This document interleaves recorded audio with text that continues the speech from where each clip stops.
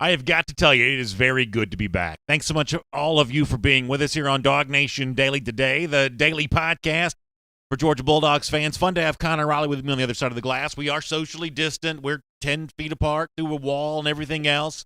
The folks here at our DawgNation World Headquarters Studios have done such a good job keeping this place clean. I mean, I just walked in and you just sort of smell the cleanliness, and obviously want to do our part on that there as well to kind of keep our society moving back in the right direction before the start of the upcoming season, which is the destination we all want to reach. And obviously, a step in that process, we believe, is getting DawgNation Daily back on the air inside of our studios here. I am really excited about being able to do that here today because, after all, for those of you watching us right now, it's really the video audience that's the most impacted by the show not being in studio. Podcast radio, for the most part, probably didn't notice a ton of differences, but for the video audience, it's been greatly different. So we have a really fun show planned for you. Mike Griffith later on, a lot on some UGA recruiting stuff, a little bit on Barrett Carter not choosing UGA, but a lot more about what Georgia fans still have to look forward to. So we'll cover that. We will get into kind of an odd debate near the end of the program about Kirby Smart being snubbed, I think anyway, by a major national website. We'll cover it all. We're really glad to have you with us, and man, it's fun to say this again. It's DawgNation Daily, the daily podcast for Georgia Bulldogs fans, begins right now. Presented by DawgNation.com, this is DawgNation Daily, the daily podcast for Georgia Bulldogs fans. Here's your host, Brandon Adams. So I hate on a day that's so exciting, us being back in studio, to start with a little bit of bad news, but there is at least a little bit of bad news to mention here for a moment. Georgia did not get linebacker Barrett Carter yesterday. Carter chose Clemson instead. That's not a surprise. We pretty much all knew that's the direction this was going, and for the most part, Georgia fans have been quietly resigned to the fact that, and I even mentioned this when Connor Riley joined us on the show yesterday, it's actually kind of amazing that Georgia has missed out on some, not just in-state players, but some Metro Atlanta kids over the last couple of years, and essentially shrugged it off and gone out and gotten a national prospect just as good, if not better. Georgia has not skipped a beat in recruiting, even though it's missed out on some of the recruits that it wanted to get. However, I at least want to mention this, that in the absence of Georgia getting Barrett Carter, it really transitions us to an interesting discussion of, well, what is happening for Georgia? And in some respects, it feels like for some UGA fans, they say, well, not enough is happening. You know, we're waiting too long for a commitment, or, you know, you're seeing all the hype for all these other programs. I think it's important to remember, though, even in the absence of big-name commitments over the last couple of weeks, Georgia did have a few during the lockdown, but it's been a little bit of a time, you know, a wait on some of that kind of stuff. But in the absence of all of that, there are still some really fun things going on. Let me give you an example of this from social media. Donovan Edwards, the top running back out of Michigan for the class of 2021, elite top-level running back, for the top 3 back in the country, shared this in his Instagram story. This is not an edit he did. This is just an edit that he shared. That was kind of a fun way to kick things off here today. It's him touting, or it's him on the screen being touted as a part of running back U. He also gives a shout-out to a Lavassier Carroll there, who is also already in the fold for Georgia for its 2021. One of those nice edits that a Georgia fan shared with him. He shared that on his Instagram story. It's good work all the way around. And admittedly, and by the way, in the background, you see, you know, all the great backs. You see, obviously, Herschel Walker. You see Keith Marshall showing up there. You see Sony Michel, Nick Chubb there. Todd Gurley shows up. It's just a really well-done edit. That took some time. That took some talent. And obviously, touting Edwards as the next in a generation of the RBU running back university. It's just kind of fun all the way around. And an example of what we do see, right?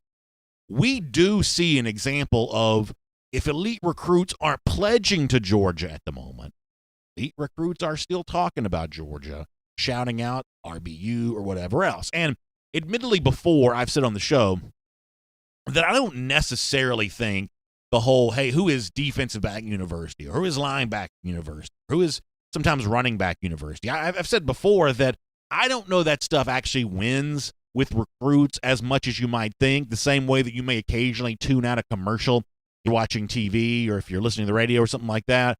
I think sometimes hey, we're running back university, look how much money our, you know, players are making in the NFL. I think sometimes the average recruit has a tendency to tune out that message as well. Ultimately, it's the relationships that you develop with the other players on campus, the coaches who are going to coach you. Those are ultimately the things that probably matter more than anything else. However, when I saw Donovan Edwards sharing the edit made by a fan on his Instagram story, it did remind me of something that recent Georgia running back signee Kendall Milton said last year about one of the reasons why he was very interested in choosing Georgia. One of the things that Milton said, and you keep this in mind as you see Donovan Edwards talking about RBU here for UGA there as well, and mentioning Lavassier Carroll in that same breath, Milton said, hey, all those faces of all those Georgia running backs that you see in the background of that social media edit, a lot of that was crucial for me because of, in my decision to choose Georgia. Because the fact that these aren't ancient names that played here 200 years ago. No, these were guys that were part of this program in recent history. And for Milton, he said that mattered. Let me let you hear Kendall Milton on that same topic. It's huge to me, especially Coach McGee, coaching a majority of those backs. So it just shows that he knows what he's doing. He knows how to get people to the league. And that's my end goal that I want. So, that attracts me. When I hear Kendall Milton say that, and when I see Donovan Edwards, who obviously I hope chooses Georgia, it remains to be seen what he's going to do. But when I hear them say that, it brings to mind something that at first blush may seem a little weird. For people of my age, I'm 43 years old now. When I think about the Georgia running back position, I think about Herschel Walker more so than anything else. I had a chance to interview Herschel last summer. It was a great thrill for me. Herschel's obviously still in great shape. When you look at him, you see the same guy that was once plowing over defenses in the SEC.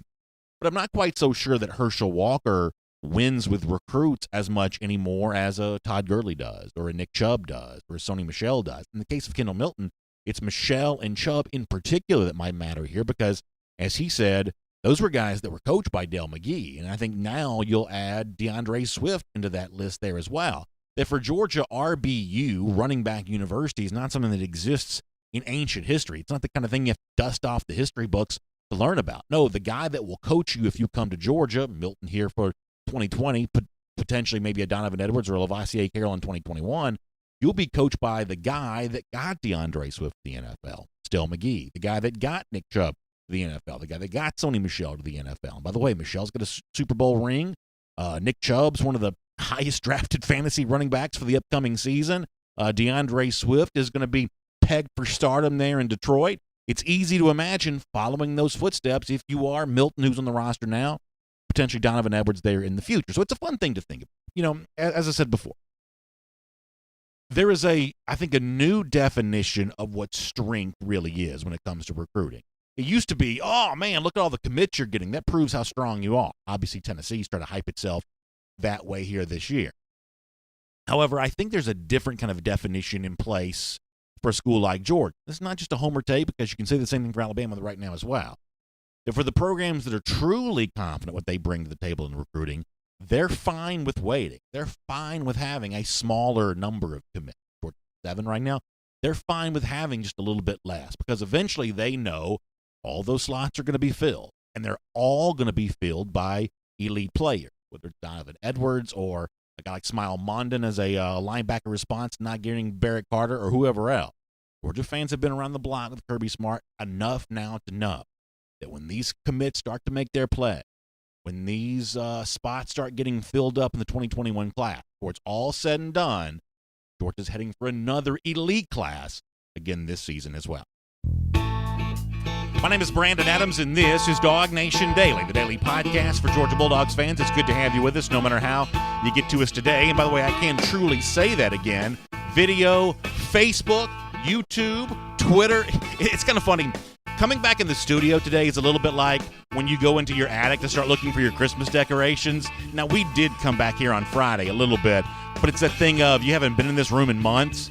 You look around to see, is everything the way we left it? Are all the computers still working the way they were once working before? Is everything the way that it's supposed to be? So there was a little bit of trepidation on my part, but it looks like so far all systems are go, and we're really glad to do that. By the way, for our radio audience at Athens Sports Radio 960 The Ref, they've been so good to give us a home throughout this entire process as we've been kind of broadcasting from home and doing that thing. So huge shout out to our friends there in the Classic City, and of course podcast form. A lot of different ways to access this show and the podcast audience throughout the time of, it's so much nicer to be here with the lights on and the studio stuff after having been in a very tiny cramped closet down in a very Spartan accommodations of my basement So it's nice to be here with all of you today. And if those of you check us out on Apple, the Google Player, Spotify, I'm not getting Joe Rogan money for being on Spotify, but I do enjoy being on Spotify each and every day, SoundCloud, everything else. Just glad to have you with us here on DawgNation Daily here today. And by the way, let me give a shout out to another broadcast going on here today as well. Don't forget this afternoon, or this evening, I should say, 6 p.m. It's Before the Hedges presented by Kroger. That is back tonight. Really good recruiting talk for Jeff Sintel. Where does Georgia go for linebacker help after Barrett Carter did, as expected, choose Clemson yesterday? We will get a lot of that from Jeff Sintel here tonight Before the Hedges presented by Kroger at 6 p.m. He's also had an incredible lineup of guests. That's really been fun to watch play out. So good stuff there. And our friends at Kroger got some good news for you there as well, because when you're ready to refuel, Kroger's got you covered on that. They're combining March fuel points with April fuel points.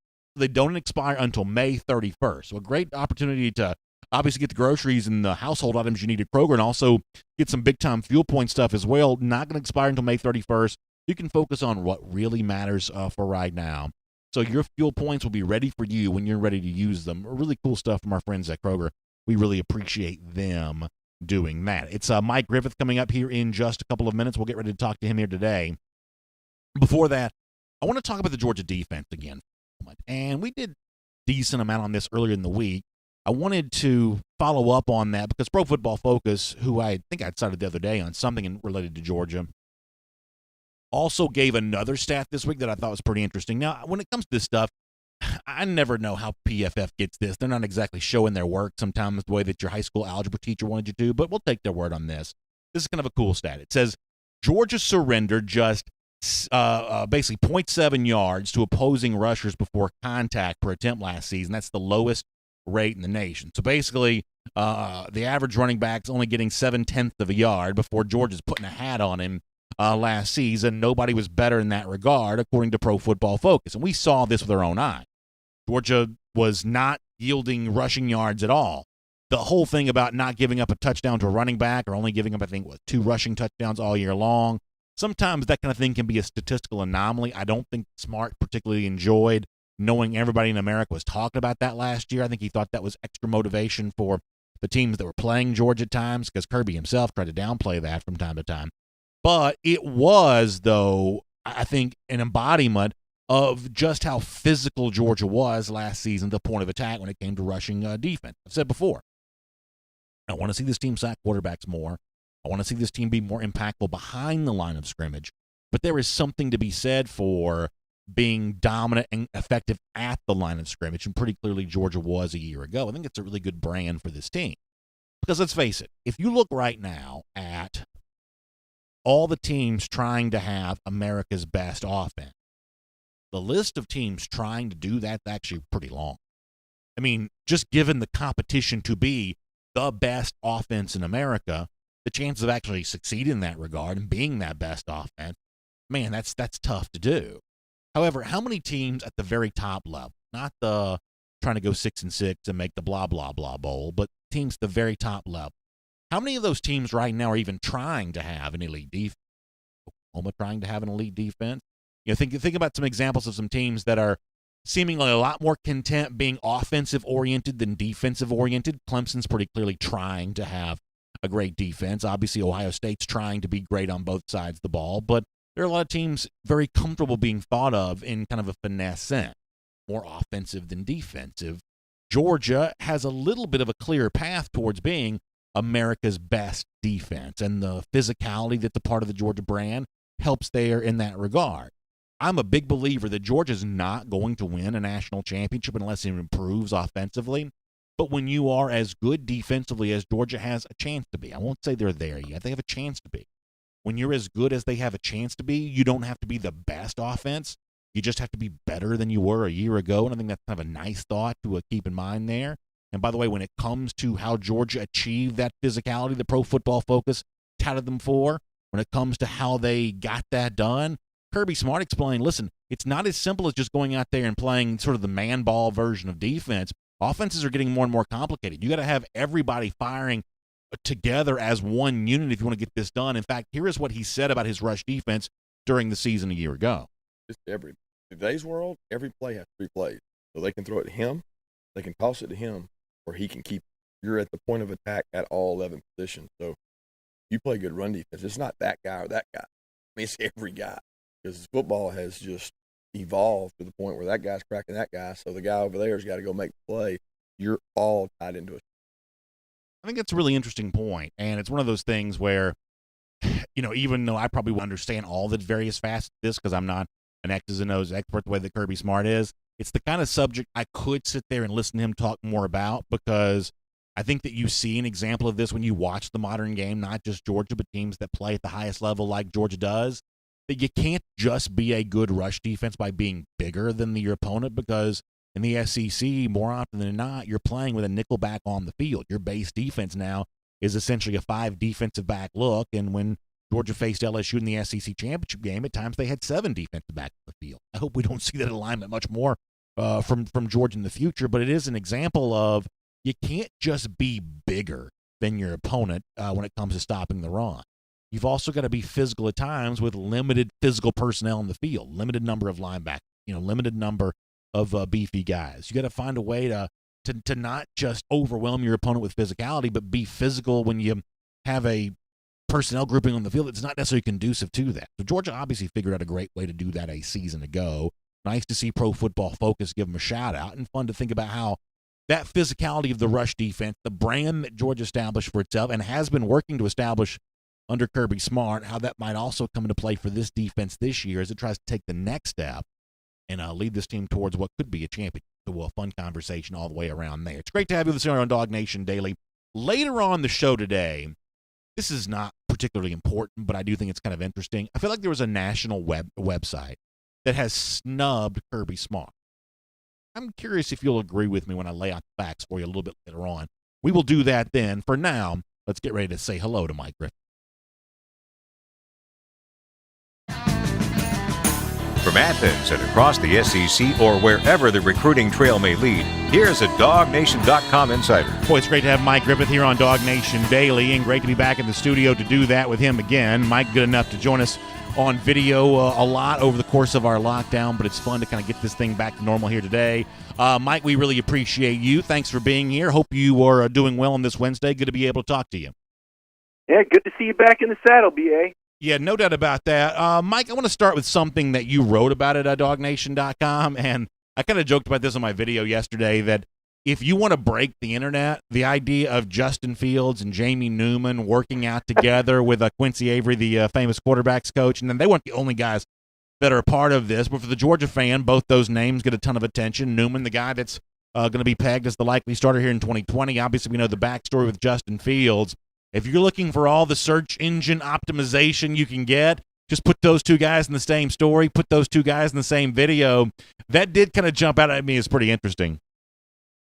Yeah, and I think it's good for both quarterbacks and good for both programs. I mean, these guys are friendly with one another. They're comparable. Quincy Avery talked about how they're both quick. Obviously, they both have very strong arms. They're both big. I mean, they're both NFL prototypes. They're both first-round projections. And, they're friendly with each other, but you got to know that Justin Fields looks at Jamie Newman as taking over a program that he once coveted, and Jamie looks at Justin as a guy that he knows he's going to be compared to this year statistically. Interestingly enough, last year, Jamie actually averaged more total yards per game than Justin Fields playing at Wake Forest. That kind of surprised me when I dug into those numbers, PA. But I think it's healthy. I think it's good. Talking to Quincy, he feels good about both of those quarterbacks, and feels good about the way Justin's going to fit into the Georgia offense. Well, I will say that Jamie's going to fit into the Georgia offense. Sure. I will say this, that one of the things that Quincy also brought up in the story that you wrote was, and I thought this was really interesting, that we are all aware of what quarterbacks are not doing right now. They're not meeting face-to-face with the coaches. A lot of that would be restricted at this point in time anyway, but they're not, getting a chance to be with their teammates, doing some of the voluntary 7-on-7 stuff they might otherwise be doing. But if I read Quincy Avery correctly in your story, he brought up what I thought was a pretty interesting point, that they are working more fundamentally than they otherwise might be. They're not doing this, therefore they have more time to do that, and that for them is the kind of fundamental work that a guy like Avery is probably well-equipped to provide more of. And I got to tell you, Mike, there's an aspect of that for me that's pretty interesting. I've told you before that I want to see a simplified Georgia offense this season because of the absence of spring practice.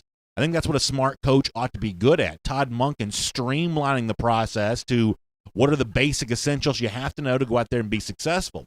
If you're coupling that with someone like Newman, who is a sharp guy, he's a college graduate already from a fancy pants private school like Wake Forest. If a guy like that has been spending his entire coronavirus lockdown sharpening the saw in terms of the fundamentals and everything else like that, I got to tell you, Mike, as a fan who wants the best for Newman, that doesn't seem like such a bad deal for me. Yeah, no, I think it's good, and working on the technical aspects of the game. Jamie came to Georgia to run a little bit more of a pro-style offense than he had at Wake, and of course, Georgia got Jamie to run some more RPOs, so the two are going to meet in the middle, and, I think Monken's going to produce an NFL quarterback here. The real key is, here we go again, I hate to go here, but these receivers, let's hope these receivers are learning their hand signals. Let's hope these receivers are learning their route trees. You've got to be counting on those receivers to be taking care of their business. I mean, we've seen it time and time again. A quarterback is only as good as his receivers, and they've got to get open. They've got to run the right route. They've got to catch the football. I want to talk to you about something else that you've written at DawgNation.com recently, looking at, and there's a lot of these look-ahead lines this time of year. BetMGM out of Las Vegas is the most recent to share theirs. Some of these numbers are a little different than what we've seen when some previous iterations of this have come out from different sports books. Let me start with Georgia-Alabama for a moment. We see Bama as a 7.5-point favorite over Georgia. We'll give the Tide 3 points for being at home, and even with the uncertainty of how many fans there will be in the stadium, I think for now you got to operate on the assumption it's still kind of a classic 3-point value for being at home, which means that Vegas still sees a gap between Georgia and Alabama, even when you account for the home field advantage there. I guess I kind of understand where they're coming from on that. But it's interesting to know that even when, accounting for, the value you get for playing at home, Vegas still not quite so sure Georgia's ready to win this game. Well, at least they're accounting for a gap in the perception of Alabama, Georgia. And if you look at the last couple of games, everybody just say, well, look at this. Kirby Smart can't beat Nick Saban. Nick's 19-0 against former assistants. I feel like good defenses don't get accounted for. And maybe last year, the way LSU kind of shattered everybody, the way Clemson has kind of run roughshod over the ACC, we're starting to see more points scored. There's been more beauty contests now that you have this college football playoff committee that apparently is easily swayed by Oklahoma's offense and forgets all about the fact that Oklahoma's defense is absolutely horrible and they didn't belong in the playoff in 2018. But this year with the COVID-19 BA, I really do believe that the defenses are going to be key this year. Because to your point you made a little bit earlier about the need for offenses to simplify, I also think it's going to be harder for them to have the same choreography. So I only read into that Vegas is counting on public perception. And, if we look at Georgia's past few years when they've had an opportunity to really put the hammer down on teams in opening games, they don't do that. Kirby runs the ball or he brings in another quarterback and has them hand off in the fourth quarter. And that's kind of what I see happening here before the Alabama game. I don't think they're going to trot out all their offense against Virginia or ETSU, and I think you'll see Dwan Mathison, provided he's cleared, and Carson Beck. I think you'll see both of those guys come in and take handoffs and snaps. So maybe Georgia's opening scores won't be as impressive, but I expect Georgia to beat Alabama this year. So the one thing that there's plenty we don't agree on. The one thing that we do agree on, I think, based on what you said in the past, is I do see this Georgia-Alabama game being more about defense than some games will be by the end of the season. Alabama's in the midst of a quarterback competition. I think that's still ongoing in that game in September between Mac Jones and Bryce Young. Georgia's still trying to figure out what it has with Jamie Newman, the quarterback spot. Georgia's a good defensive team anyway. I see defense being a bigger factor in the game in September. I presume that both these teams will play again in December. By that point in time, I believe I see a little bit more offensive firepower on display, probably from both teams. But I believe the game in September is largely going to be about defense for the reasons that I mentioned. I kind of like Auburn a little bit, BA, not going to lie to you, but early on, I would agree. Alabama has the best offensive line coming back in the SEC, and I don't doubt their offense. We know they've got fantastic receivers, but we've seen Kirby scheme them up. And it's taken the backup quarterback to beat them. It's taken Plan B. And I don't know who Plan B is for Alabama, but I know Tua is gone, and I know Jalen Hurts is gone, and I don't think either one of these guys have proven to me that they're of that caliber. In fact, has Alabama lost to Auburn 2 out of the last 3 years? Somehow Georgia's beaten Auburn 3 straight games that lost in 2017. So to me, I don't think there's any separation between Alabama and Georgia with talent anymore. I think the classes that Kirby's recruited, the fact that Richard LeCount came back, the fact that Monty came back, Malik Herring came back, those were some key guys that could have gone pro. Eric Stokes and didn't. The fact that you got a grad transfer like Jamie Newman, a first-round NFL projection. I mean, it remains to be seen how he does in his offense, but like the Todd Monken hire, it looks like Kirby's stepping outside his comfort zone a little bit. In terms of pro style, I still think you're going to see a dominant run game, or a powerful run game, I should say, but I don't think you're going to see him lean on it quite as much. They're going to spread it out. So I'm very optimistic about this season. I guess you can tell I feel good about where George is at right now, even with the pandemic. I've seen a lot of these guys post workout videos. Mari Spellier looks good. Justin Schaefer, saw one with him and George Pickens running the other day. I mean, these Georgia players look like they're taking care of business. And, the people that say there's going to be an asterisk next to this season, you know what? There should be.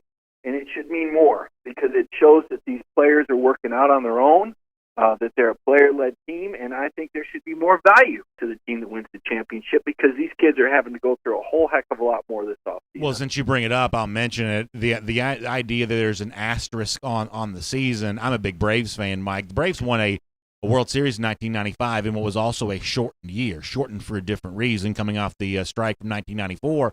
But when people revisit the Braves' 1995 World Series, no one brings up the fact that it wasn't played as part of a 162-game regular season. So 20 years from now, no one will remember, or at least in terms of the way it's commonly talked about, no one will treat 2020 as a one-off year because of the coronavirus. They're just not going to do that. So I don't care who wins the national championship this year, be it Georgia or somebody else.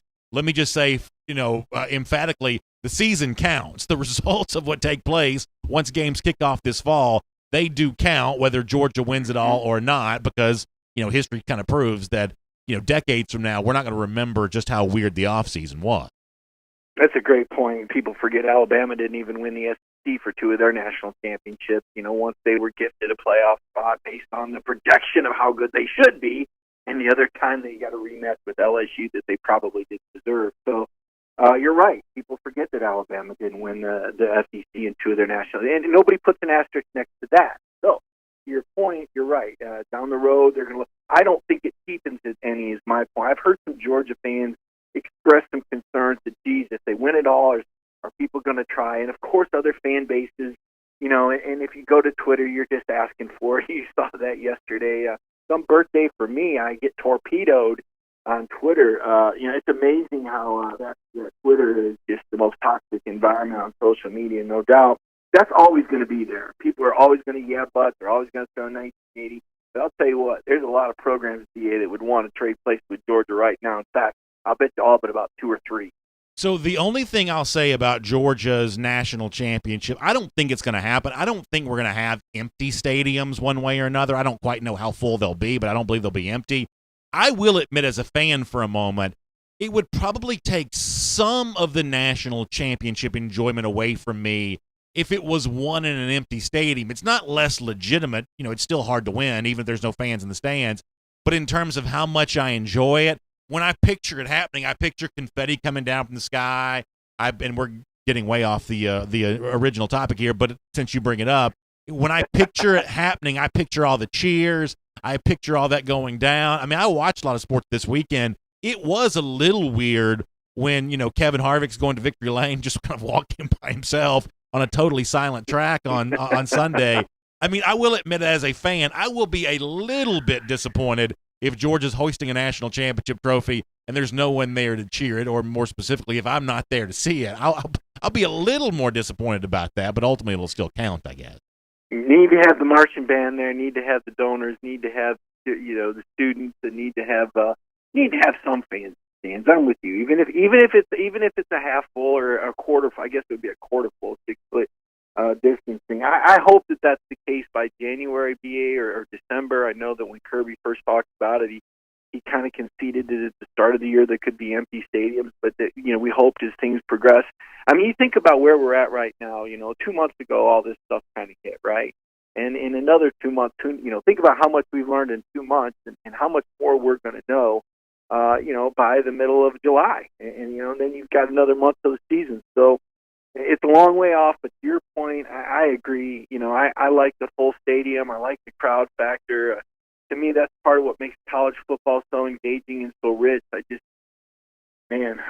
just glad we got sports back, but I'm kind of with you. I'm kind of hoping that all that comes to fruition. All right, let me do a couple things quickly before we let you go. On the subject of the MGM odds, you also mentioned the Georgia-Florida game. Georgia, 3.5-point favorite right now. Honestly, Mike, that's almost exactly where that number was around this time a year ago on the basis of some of these early look-ahead lines. I find this to be kind of fascinating. You mentioned the notion of perception a moment ago. I think the perception in this case is pretty interesting because, Vegas for a couple of years now in the preseason has seen this game as relatively close. 3.5-point number, that half point does a lot of work for you, but that's still a relatively close spread all the way around. Yet there's a little bit more of a gap in terms of the perception of these two teams when it comes to SEC championship odds. Georgia has better odds to win the conference. Over-under number. Georgia has a better projected season win total. It's almost like Florida gets more respect for some of its individual game-by-game stuff, including this game against Georgia, than it does in its overall odds to win the SEC, to win more games than Georgia. I find that to be a little bit interesting. Well, I think the Florida fans are bought into Dan Mullen. At the end of the day, they say, look at this, back-to-back New Year's 6 wins, and Dan Mullen's still early in his career. They believe they found the answer in Kyle Trask. I think they've got an offensive lineman and a running back. And you might want to remember that they lost some offense against the defense that brings back basically everybody, and they had negative rushing yards through 3 quarters and didn't get in the end zone until the 4th quarter. So I don't know what's going to be drawn up. It'll be that much grander than last year's team. But again, to me, it's a perception grab. I think, I don't want to call it Georgia's peak, but let's face it, Georgia's won the East 3 years in a row. I don't think anybody's ever won it 4 years in a row, right? So I think maybe there's a perception that, hey, it's about time somebody else wins the East, right? Sooner or later, Florida's got to be back. As much as it pains me to admit this, I do believe Florida won the East 4 years in a row in the 90s. That's what Georgia's Did they win it? I knew Spurrier did it 3 years in a row. I'll have to you may be right, BA, but it's been a while if that's the case. I'll have to check that out. But Connor says they won it 5 years in a row, which makes me want to throw up in my mouth. Oh my gosh, Connor. Yeah, so I knew they at least won it 4 years in a row. So Georgia's got some work to do here, Mike, still on that front. Yeah, still, it's been a long time. Only one other program's done it, and you're talking about, 93, 94, 95, 96, I guess. So those 4 years, because 97, Tennessee won it, so that sounds right. Yeah. Maybe 92 the first year. Okay, they won it the first 5. Yeah. We're talking about how many years then? 23 years ago? So it hadn't been done in a while. That may be something that they're taking into consideration, but I think more than anything, it's a lot of the Florida media. There's a lot of major cities there with a lot of major media members, and there's a lot of talk. And I think perception is really what we're dealing with here. One more point spread I wanted to mention. We can make this quick. When the Georgia-Auburn number first came out, playing in Athens in October for the first time in that rivalry's history, Georgia was only about a 3.5, 4.5-point favorite with some of the sports books. The MGM number that you posted, DawgNation.com, now shows Georgia's about a 7.5-point favorite over Auburn. I don't like Auburn to win the West. You kind of made a case for them there in that regard. But as a sneaky tough individual game for Georgia, I do think the game is sneaky tough for Georgia, even though Georgia's history against Auburn last few years, even predating Kirby Smart's been pretty good. The fact that MGM is showing a lot of love for Georgia here, I also find that to be a little intriguing. Yeah, I think it's an interesting game. Obviously, Auburn's got Georgia kids on their roster, and it's a rivalry game. It is a rivalry game. I remember talking to the Auburn players about it.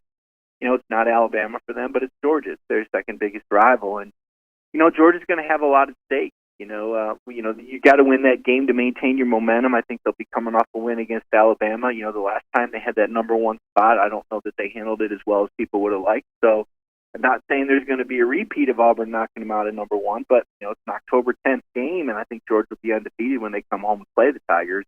I think a lot of Bo Nix. I'm on the record with saying I'm buying on that kid. I know the numbers weren't great, but he's a legacy player. He beat Oregon, and I thought he showed well against Georgia in the 4th quarter. I mean, they were driving. It took a big play by Trevon Walker to deny the Tigers. So I do expect that to be a tussle. That 7.5 scares me a little bit. Yeah, I'd feel a lot better about giving Florida 3.5 to giving Auburn 7.5. Yeah, I would agree with that. I think Auburn's a tougher overall game for Georgia, probably. I said that last year. I'm not going to change my mind on that this year. I think it's weird that Auburn gets as little attention as they do when I still feel like it's a fairly dangerous opponent. Let me just squeeze this in before we let you go, Mike. Obviously, around here, we were shocked, saddened by the accusations, the charges against DeAndre Baker. We will readily admit we hope they're not true. I'm speaking for me on this show on that. There's been a lot of talk recently, a lot of forceful talk from some legal representatives in connection to Baker. For those people who maybe heard the accusations but haven't followed the story as of late, what's the latest on what's going on with DeAndre Baker? Yeah, DeAndre, he posted a $200,000 bond. He was charged on 8 different counts, armed robbery. And, the armed robbery is a pretty serious thing. Found to have pulled a gun on somebody, that's jail time and felony, probably out of the league. It's a very serious charge that Commissioner Goodell could be involved in. Now, it hasn't happened yet. Right? At distance, he's got an attorney that proclaims he's completely innocent of these charges. There's now supposedly evidence that he was playing a video game, or somebody was at least logged on as him playing a video game when this crime allegedly occurred. I guess it would have been a week ago last Wednesday night. Yeah, I'm not sure what you and Connor were doing, but you probably weren't at the party DeAndre was, allegedly. So it'll be interesting to see what happens with all this. At the very least, the takeaway from this for DeAndre, though, is at the very least he was associating with the wrong people. He would be guilty of bad judgment in that area. But that doesn't mean he committed a crime. So there is a legal system to be played out. He will have his day in court. He's back to work. His lawyer says he's a changed man. They recognize that DeAndre had some struggles as a rookie, falling asleep in meetings, upsetting teammates, didn't seem as focused. Hey, you get handed a $15 or $10 million, I guess it's a $10 million contract and $9 million guarantees, that can change a guy. And so certainly this has been an ordeal for DeAndre, and I know the Georgia fans are hoping that he's found innocent and that the Giants stick with him, but I think there's a lot left to play out. Well, Mike, great to talk to you. Appreciate you being here on DawgNation Daily today. We'll look forward to speaking to you soon. Appreciate it, B.A. Have a good one. Let's take a look around the rest of the league. This is SEC Through. So a quick story here for a moment. Yesterday happened to be my daughter's birthday. Mike Griffith also celebrated a birthday yesterday, too, but it was my daughter's birthday. So I'm going to pick up a birthday cake at a local shopping center near my home, and it happens to be the same shopping center where my local Marlowe's Tavern, my neighborhood tavern right here. So as I'm driving by Marlowe's to go pick up the birthday cake, I look over to the left. Let me tell you what I saw. There were people sitting on the tables in the patios, in the patio area. The Marlowe's Tavern in my neighborhood is now back open. Now, Marlowe's has been doing to-go orders and been knocking out of the park. They got a huge to-go thing getting ready for this upcoming Memorial Day weekend we've been telling you about. You've got between tomorrow at 5 now and tomorrow at 5 p.m. to get your order in on that, marlowestavern.com for more details. But apparently, based on my eyewitness account from yesterday, the patio is open at my neighborhood tavern. Yours may be as well. Do this. Go to marlowestavern.com and find out. Different, obviously, locations have different, situations that they're dealing with, and everybody being totally respectful of the situation here. But it was so great to see people enjoying a beverage, enjoying some chef-inspired food on a patio at Marlowe's Tavern. You want to talk about another one of those signifiers that we're working on getting life back to normal? Our friends at Marlowe's Tavern provide that. So check out marlowestavern.com to find out if your tavern in your neighborhood is back open for dine-in service and, of course, for to-go food, which continues to be a great way to enjoy that great Marlowe's experience. You can find out more about that at marlowestavern.com there as well and get your order in for Memorial Day weekend, too. They're doing some really fun stuff with that. So I told you the other day that Nick Saban trying to pretend to be Michael Jordan was going to be a problem. That the whole Jordan thing worked great for the NBA in the 90s. I don't know that it works for college football in 2020 because there's freedom of movement now. Honestly, if someone's getting in your face and kind of, doing the Jordan-style leadership, not everybody wants to be around that anymore. I know that I'm right about this because of the response that Alabama has now had, not to me necessarily, but Charles Huff, the running backs coach, put out this video of, hey, man, everybody says we don't have fun around here.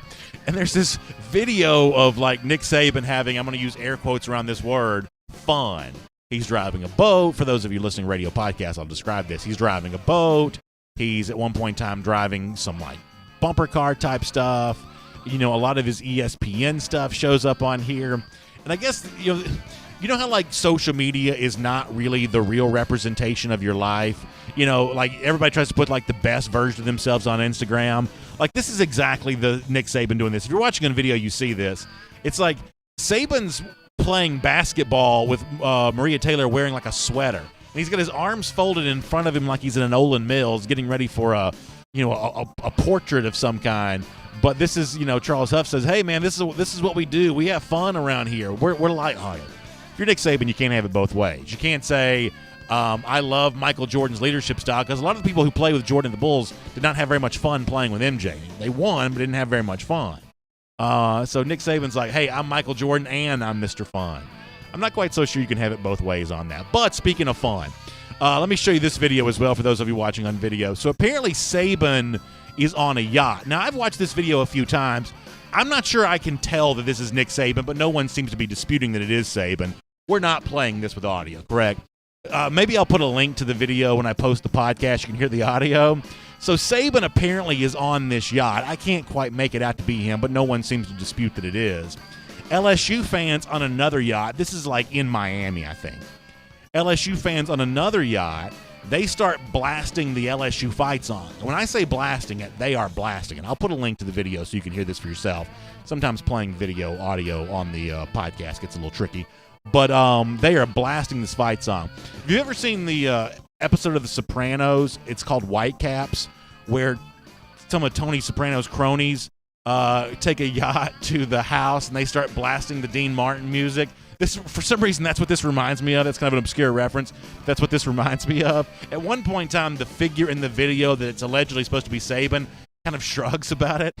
I find that to be pretty entertaining. So I'm not an LSU fan, but in this particular case, good for the LSU fans for doing that.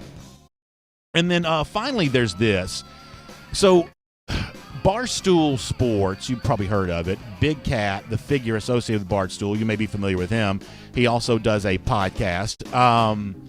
So he's been doing this thing where he's been playing NCAA 14, the old video game, and he was being Texas A&M. He had a coach, kind of a fictitious coach, and there's a lot of brand activation around this where I guess the season for him playing as Texas Tech ended last night. They went to the Cotton Bowl. So you had the Cotton Bowl tweeting about this, and you had all this kind of stuff. And so then the coach, it's Coach Duggerton, I believe is the guy's name, is the fictitious coach here. So he was now planning on leaving Texas Tech. For those of you who play the NCAA 14, you kind of know what all this is about. And he took the Tennessee job. Now I'm going to make a very obscure point here for a moment. This is a very obscure point. So this is the official Tennessee Twitter account showing Philip Fulmer basically giving the jersey to Coach Duggs as the new coach of Tennessee here on this. One of the schools that Duggs was apparently also considering choosing in the fictitious world of the NCAA 14 game was Georgia. But I've never been more proud of Georgia, relatively speaking, than I was last night. Because you have all these brands trying to fall all over themselves to be a part of this cool social media moment. But in the Georgia tweet about this, can we show that for the people on here? Georgia, instead of like posting to their like public thing, they only replied to the tweet so it didn't go public to everybody else. Like Georgia's playing along social media wise, but they're not fully getting involved in this, which I thought was Connor Riley shaking his head no. I feel like that's kind of a nice thing for Georgia to say, listen, we'll play along, we'll have a little bit of fun with you, but we're not going to go that deep, dog. From that standpoint, I'll give Georgia a look. Like Tennessee's tweeted about this thing like 6 times already. If you're Jeremy Pruitt, this makes me feel when the official Tennessee Twitter account incessantly about a fictitious coach, Georgia replied to it with like a little bit of a J.R. Reed wink, but they didn't. It was just a reply. It was not in the public category there. So from that standpoint, I thought that was probably pretty well done by Georgia. We will make that your SEC. All right. I want to mention this for a moment, and this is not important. I'll be totally candid, but I still think it's sort of in. So ATHLON Sports has ranked the top 25 SEC coaches of all time.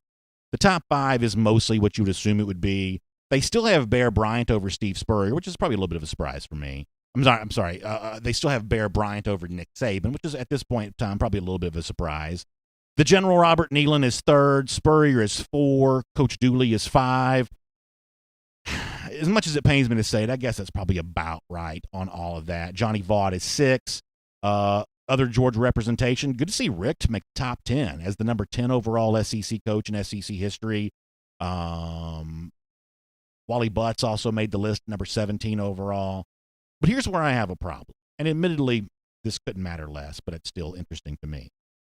So at number 25 on this list, you've got Auburn coach Gus Malzahn. Not the 25 best coach in college football now, but the 25th best coach in SEC history. You've got Dan Mullen at 24. You got Tommy Tuberville at 22. Kirby Smart's not on this list. Can you not make a case that Kirby Smart's already one of the 25 best coaches in SEC history?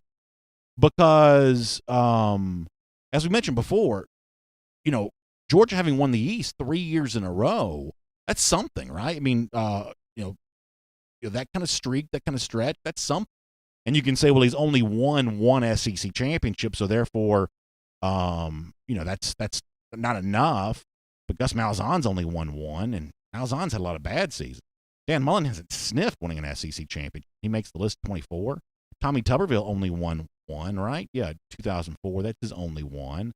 Pat Dye did win 4, I guess, but back then you could win the SEC by going 8-3. So I sort of feel like if you're going to make a case for you know, best of all time, 25 best of all time, I sort of feel like Kirby Smart might already be there. Ultimately, that's probably not that consequential of a topic one way or another. But, I mean, you are really having to shoehorn Dan Mullen in this conversation. On the basis of what is Mullen one of the 25 best coaches in SEC history? Here's what they cite for him. And this is the thing that comes up for Mullen every single time something like this happens. The fact that he was briefly ranked number 1 in 2014. He said that they say that the ATHLON writer says that's the only time Mississippi State's ever held the number 1 ranking. He's also had 2 straight 10-win seasons at Florida. We're not talking about the 25 best coaches currently. We're talking about the 25 best coaches of all time. So if it's up to me, I think Smart probably got snubbed here a little bit. You know, unless he's very fresh into his career. But in terms of already accomplishing an SEC championship, 3 straight SEC East, 25 best of all time, if the comparison is Gus Malzahn and Dan Mullen, I feel like there's a case to be made for Smart. All right, so we will get ready to wrap up this way here today.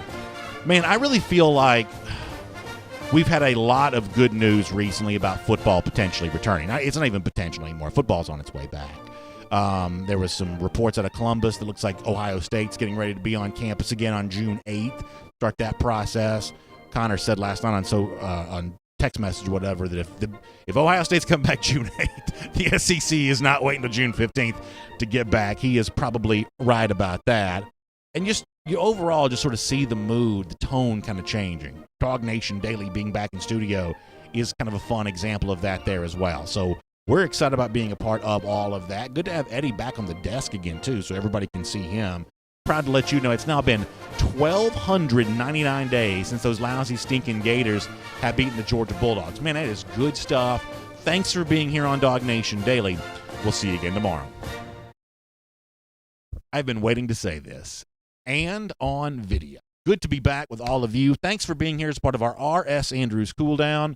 We can now take your comments the way we've kind of always come to expect that. Really looking forward to do that. We'll try to give a nice long window for these. We'll do at least 10 minutes worth of comments here. We really appreciate you being a part of that here today on DawgNation Daily. Make sure you check out R.S. Andrews as well. You know, if your water heater goes out, let's face it, a lot of you not lucky enough to be like me in the palatial DawgNation studios. You're still stuck at home for a little while longer. If you are, the last thing you want is to be stuck at home without the luxury and the comfort of a hot shower. So if your water heater goes out, in many cases, R.S. Andrews can replace it for you the same day. But you got to reach out to them and get in touch with them. Dari and the whole team over there, story after story, they've been delivering a smile. They can deliver one for you as well. Check them out online at rsandrews.com. Let me check you out online right now by popping over here. I'll do Facebook first. We'll do YouTube. We may even say hello to our Twitter audience today. And for those of you who typically watch the show on Twitter, but you've missed it because of the fact that we haven't been at home, I really appreciate all of you being with us here today. So Facebook first off here. Apologize for not having this pulled up. You will kind of get ready to go after. Let us see. Is and what it's doing. Go. Moment. Van West says the beard looked good in studio. Appreciate that. Philip Jordan Wells enjoying the and on video. Yeah, it's nice. It's good to be able to do that. Winston Mock, thanks for the kind words. I appreciate that. Ray June Johnson says, why does Kirby get overlooked and snubbed so often after all he's accomplished in his first 4 seasons? Well, in this particular case of what I mentioned a moment ago, I think the fact that he's only coached for 4 years is probably one of the big reasons why he didn't get mentioned. And I'm not saying he should be listed above, Shug Jordan, but if the comparisons, Gus Malzahn or even Tommy Tuberville, then at that point in time, I feel like there's probably a case to be made. I do feel like there's probably Matt Rukavina says it's good to be back to normal. Yes, it is. Santiago Diarn, good to be able to see you today too, Santiago. Philip Jordan Wells says 1300 is tomorrow, or as he says, 100 is tomorrow. It is. Tomorrow is also episode 1200 of DawgNation Daily. We're not having a part for 1200, but tomorrow is actually 1200 for D&D as well. So pretty good stuff.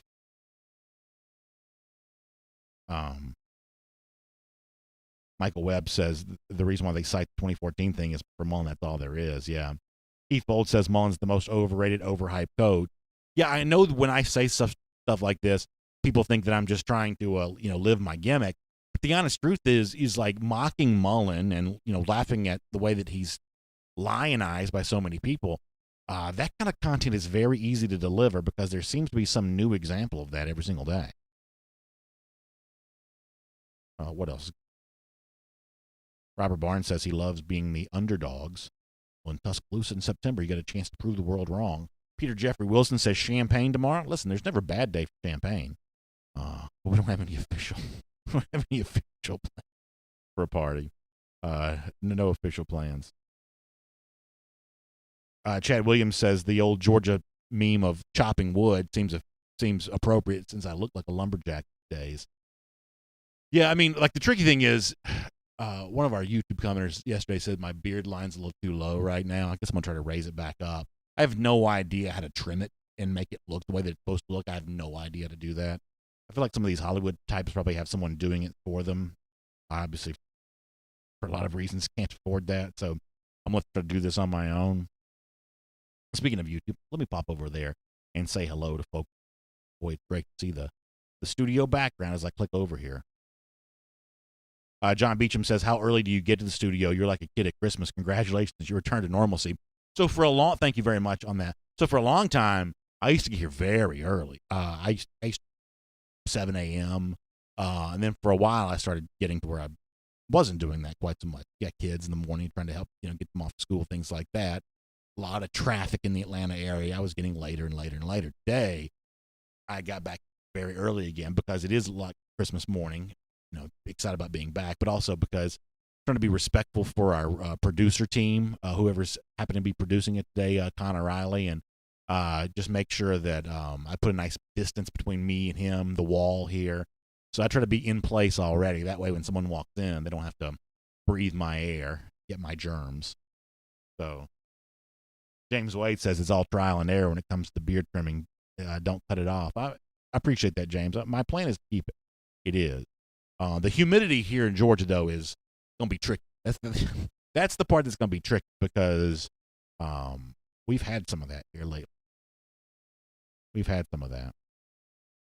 Noah Sheldon 500 says, if Florida wins the East, they will show up and get blown out by Alabama 21 points. Well, don't have to spin here. Dapper Dan says, do you think stadium seating and capacity rules will be different from conference to conference? Will be the same rules across all of college football? I don't think anything in college football is going to be the same across the board. I don't think so. I think, though, that if I'm betting, and I've kind of always, throughout this entire process, been pretty bullish on football's return, and now I'm completely sure we're having games. This is just my opinion. I'm not reporting the news. I'm completely sure we're having games. I'm virtually certain that all the games scheduled for week 1, for the most part, all take place there as well. For the most part, any kind of opposition to this point in time is just performative. I mean, you remember when the world lost their minds, me included, when Kirk Street, I thought, ignorantly came out and said there was going to be no season this year. I mean, he's completely gone about face. I mean, he's tried to pretend like he never said what he said before. But we're playing a season, and as you said, the next thing is, are there going to be fans? If I had to bet, I'm betting more fans than fewer. What I've said before is that I could see some people who have the option of buying tickets choosing not to. I have heard through the grapevine that there may be more Georgia season tickets available this year than we've been used to seeing the last couple of years, that some people, for their own reasons, have chosen not to renew theirs. I've heard that through the grapevine. We'll see how many that ends up being. For some people, it's not even fear of the disease. When unemployment gets to 25% or whatever it's about to be, people's financial means to support their favorite college football team goes down. So we could have tickets for sale, but demand decrease because people can't afford to go to the games anymore.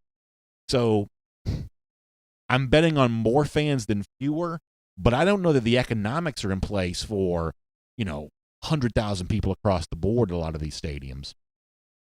Obviously, a lot of that still remains to be seen.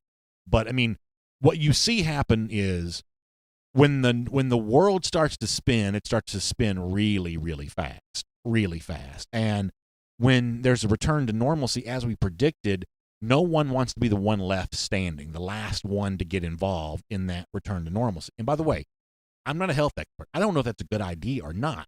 I can't promise that any of us won't get sick. I can't promise that I won't get. I have no idea how any of that's going to play out. All I know is what I'm seeing with my own eyes, and in the race to the return to normalcy, no one wants to be last.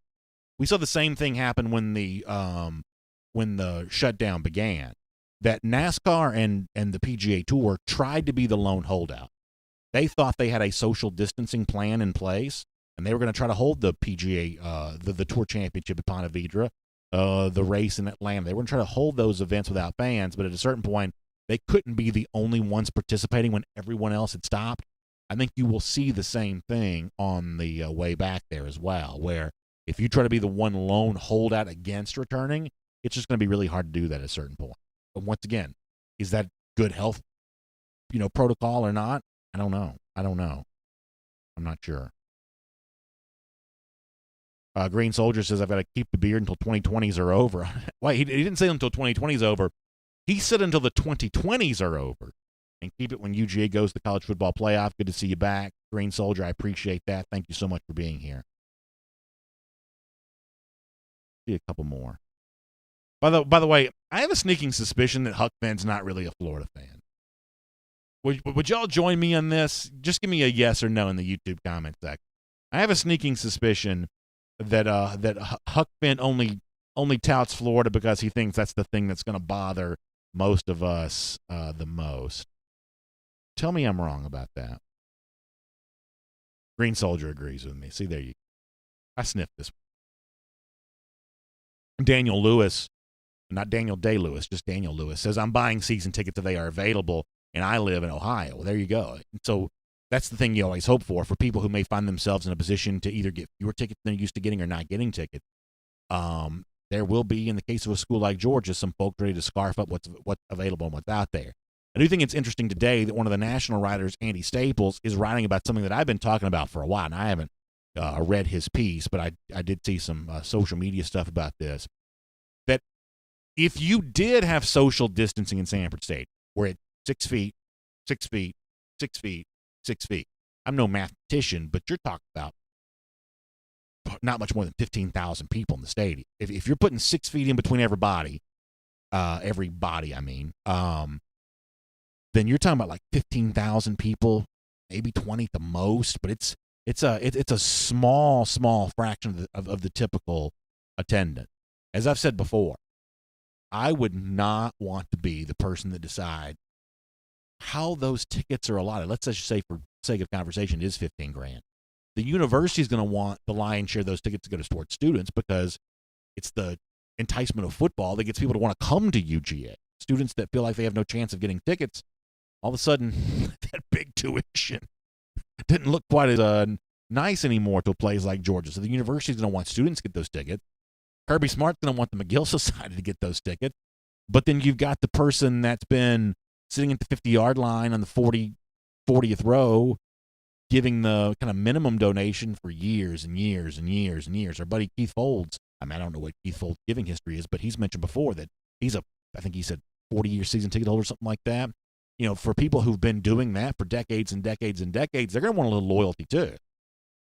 if it is social distancing in the stands, that's going to be tough. Now, we also had our buddy Matt Breda on the YouTube comment section of the day bring up a good point. For a socially distant crowd, you probably still need the same number of police officers. You still need the same number of concession stand workers. You still need the same number of ushers and stadium personnel, things like that, that it's almost not even financially feasible to operate a stadium, if you're only talking about housing a socially distant crowd. I don't know all the true numbers on that, but I thought Matt made a pretty good point about it. Pretty good point. Lynn Johnson Shipman does bring a pretty good point that if you, obviously if you're taking a family of 4 to the stadium, you'll be sitting together. That's a pretty good point. Gerald Harmon also says that McGill Society is going to get its ticket. You may be right about that. Kathy Aquavia Green mentioning the Neyland Stadium. It is a pretty impressive stadium, Kathy. I'll give them some credit for that. Congrats, by the way, to your college graduate child. But, yeah, I would say it's a pretty cool stadium. I think it's kind of cool how it sits on the river there. It's not a bad place. Daniel Borden says we should make shirts in honor of the 1,300 in the Gator Hater Updater and the 1,200 happening on the same day. It's kind of nice to see those two round numbers show up together at the same time. By the way, we got like 1 more minute to go. Christopher White says that he'll be at the Horseshoe when Georgia plays Ohio State. That stadium's on my bucket list. Yeah, you and me both. You and me both. All right, we're going to get ready to do a couple more and get ready to go. Let me see what over here on YouTube. See what else is going on over here.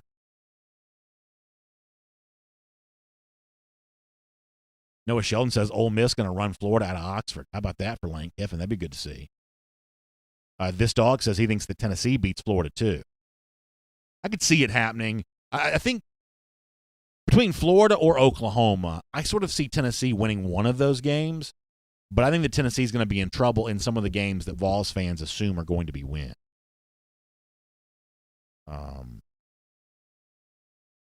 Anything else on YouTube to get to here? I think I mentioned this on the show yesterday. Kind of funny that, speaking of Ole Miss and Lane Kiffin, I guess USC's official Twitter account took a shot at Lane. I don't know that USC is in a position to be taking shots at anybody right now. I don't think so anyway. All right, we got to get ready to go. Y'all make sure you check out AJC.com. Get some Atlanta news now there at AJC.com. Some really good stuff going on there. Updating the Dogwood Festival. Keeping up to date on what's going on with the numbers around the state of Georgia as the state really tries to lead the way and kind of getting us back to normal here. Keep up with everything that's going on there. The AJC's had tremendous coverage of all of that. There's also some weird stuff going on in sports too with Major League Baseball and what it's trying to do to see if we can start playing some games again. That's pretty interesting. That's kind of out there. You can kind of check that out at AJC.com there as well. Also, NASCAR is doing like 1,000 races. They have a race tonight, believe it or not, like a real race. You can get some coverage of that at AJC.com here too.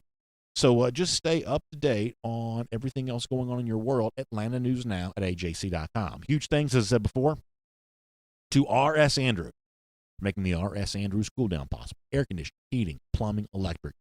They will do all of the great work on all those for you. Show up on time. They'll do the work. Promise the prices. Promise. Make sure you check them out online at rsandrews.com. From the bottom of my heart, I truly say thanks for being here today. Thanks for this return to normalcy for me. We appreciate you being a part of it. We'll see you back here again tomorrow morning, 10 a.m. for DawgNation Daily. Have a great day. For more DawgNation videos, check out youtube.com/DawgNation.